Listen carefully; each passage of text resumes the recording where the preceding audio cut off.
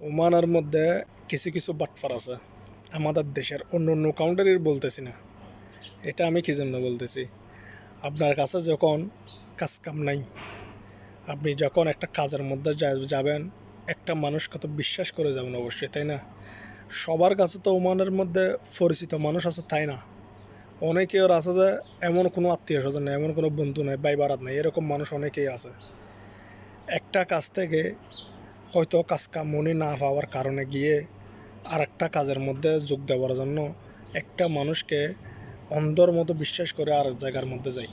কী জন্য? কাজ কাম করে ইনকাম করার জন্য।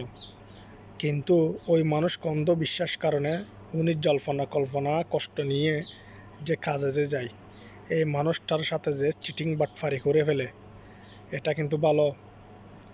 ওনার থেকে টাকা পয়সা আরও হাতিয়ে নিয়ে, মোবাইল টোবাইল হাতিয়ে নিয়ে ওনাকে ওখান থেকে বিদায় করে দেয়।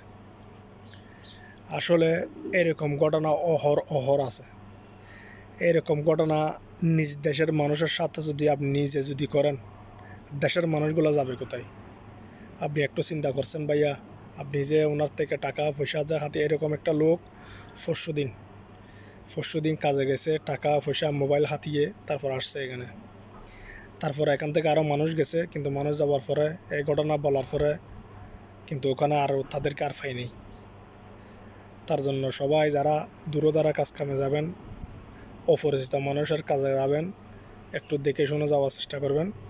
সব মানুষ তো এক না, একটু কথাবার্তা ভালো করে বলে ব্যবহার সুন্দর দেখে মানুষের কাছে যাবেন, অবশ্যই আপনার কোনো সমস্যা হবে না।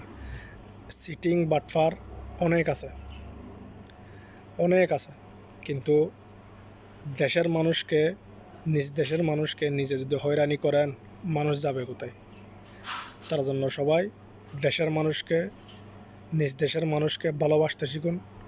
নিজ দেশের মানুষকে বিপদ থেকে টেনে আনুন, বিপদের মুখে ঠেলে দেবেন না। কি আর কারো কাজকাম না থাকলে কাজকাম দিবেন। এগুলো হচ্ছে ভালোবাসা, এগুলো হচ্ছে মায়া মহব্বত, এগুলো হচ্ছে আমাদের মুসলিমের কাজ। কিন্তু আপনি যদি টাকা পয়সা হাতিয়ে নিয়ে মানুষকে বিদায় করে দিবেন, এটা কিন্তু ঠিক না।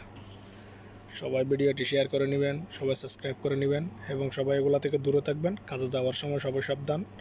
সবাইকে ধন্যবাদ এবং আসসালামু আলাইকুম।